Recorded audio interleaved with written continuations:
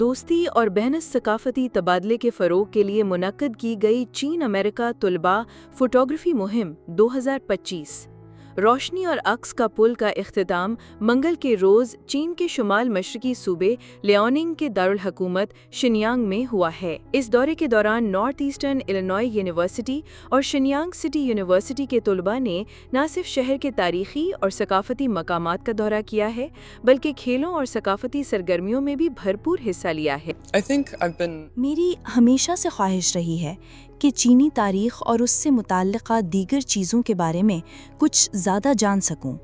میں ان کی روزمرہ زندگی کو جاننا چاہتی ہوں، چاہے وہ شہری ہو یا دیہی علاقوں کی، اور میں یہ بھی چاہتی ہوں کہ کم از کم چینی زبان کے کچھ مزید الفاظ ضرور سیکھ سکوں۔ مجھے ٹیلنٹ شو بہت پسند آیا ہے، خاص طور پر رقص اور گانے۔ ملبوسات کے رنگ اور خوبصورتی بہت اچھی لگی ہے۔ میں انہیں لباس کہوں گی۔ ان کی ہم آہنگی، تیاری اور مجموعی کارکردگی واقعی شاندار ہے۔ یہاں کے طلبہ اور اساتذہ بہت خوش اخلاق، علم رکھنے والے اور مہمان نواز ہیں۔ یہ ہمارے لیے کسی تحفے سے کم نہیں کہ آپ سب نے ہمیں اتنی محبت اور گرم جوشی سے خوش آمدید کہا ہے۔